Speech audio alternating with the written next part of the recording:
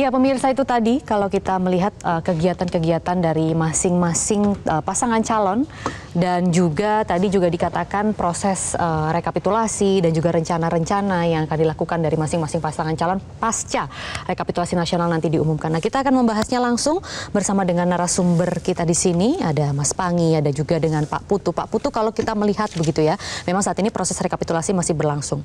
Tapi kita merasa, kita juga yakin ya Pak, hari ini akan selesai begitu. Ya. Nah, dinamikanya, mungkin kita berbicara dari lingkup nasional terlebih dahulu. Dinamika yang terjadi selama ini di lingkup nasional, ada catatan tersendiri tidak Pak? Ya, sebelum masuk ke sana, tadi kalau pasangan 02 menyatakan bahwa sekarang sedang berlangsung Jawa Barat dengan Maluku, berarti ini ada dua panel. Oke. Terkonfirmasi dua panel. Jadi panel di atas membahas Jawa Barat, panel bawah berarti membahas Maluku. Artinya apa, nanti panel bawah ini setelah selesai Maluku, 3 ketok palu, kemudian akan masuk Papua Pegunungan dan Papua. Estimasi saya sebelum maghrib sudah selesai di bawah. 3 kabupaten. Oh, jadi tidak sampai malam ya Pak ya malah? Tidak, karena 3 ketok palu saja ini kira-kira. Ataupun sampai malam paling jauh setelah buka puasa, setelah tarawih masuk akan bersamaan jam 9 misalnya selesai. Jawa Barat sendiri dari jam 2 tadi sudah dimulai, maka estimasi kita dengan belajar dari kasus Jawa Timur juga rekapitulasinya mungkin akan selesai sekitar jam 10. Maka paling lambat jam 10 sebelum jam 12 kira-kira begitu ya, sudah bisa hari ini penetapan. Manis batunya saya kira-kira sekitar jam 11 lah. Oke. Akan finish semua itu untuk proses penetapan nasional pada malam hari ini, tidak menunggu besok begitu kira-kira gambarannya. Itu yang pertama. Nah, berkaitan dengan problem-problem di rekapitulasi ini secara domestik di dalam negeri, maka tadi saya mengatakan bahwa dari klaster, kan ada 3 klaster yang disahkan toh, ada Pilpres, PPWP, ada DPR RI, kemudian ada DPD. Maka yang banyak pembahasannya, saya kemudian ikut masuk di dalamnya sampai beberapa provinsi, hampir 50% provinsi di Indonesia saya ikuti, itu lebih banyak ke DPR sebetulnya. Jadi perdebatan selisih suara antar partai di beberapa dapil begitu, yang hari ini catatan saya, sebelum 3 hari yang lalu saya tidak, ini ada 7 yang masuk ke Bawaslu. Baik, jadi paling banyak catatannya sejauh ini di legislatif. Kita akan menggali lebih lanjut itu, tapi saya juga ingin minta tanggapan ke Mas Pangi di sini sebelum kita jeda. Mas Pangi, betulkah juga catatan yang sama bahwa memang DPR RI ini paling banyak ditemui pelanggaran? Iya, kalau saya nggak ahli dalam soal pelanggaran ya, tetapi yang kita cermati tentu kepentingan terlalu banyak di DPR RI.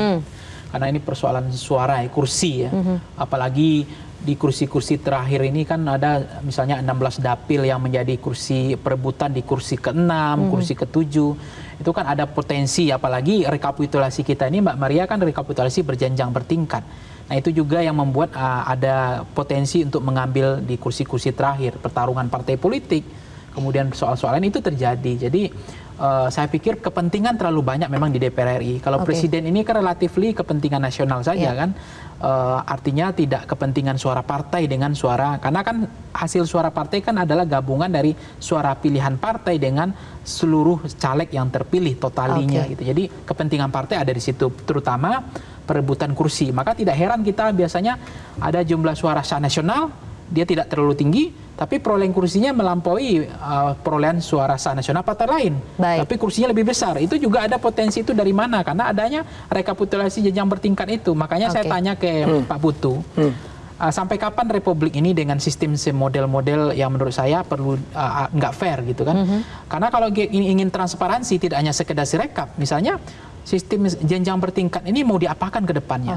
Kenapa tidak misalnya kita punya mimpi cita-cita di pemilu 5 tahun ke depan bahwa rekapitulasi itu hanya cukup di tingkat TPS, KPPS. Itu yang kemudian naik pada level rekapitulasi nasional. Jadi tidak lagi dibuat jenjang dari KPPS ke PPK, dari PPK ke kabupaten. Tidak usah terlalu banyak begitu ya. Banyak jenjangnya, tingkatannya. Electronic voting berarti jawabannya. Itu kan artinya tidak bisa ada manipulasi, ada suara yang hilang, kemudian markup suara, kan ada potensi itu bisa diminimalisir.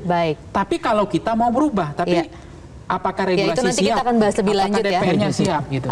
Dan apakah memang hasil survei yang ada dari Pileg ini sudah sesuai selama ini begitu ya dengan real count yang ada? Mungkin bisa dijawab nanti Mas Pangi. Kita harus jeda terlebih dahulu. Jangan kemana-mana pemirsa, tetaplah di Special Report. Jelajahi cara baru mendapatkan informasi. Download Metro TV Extend sekarang.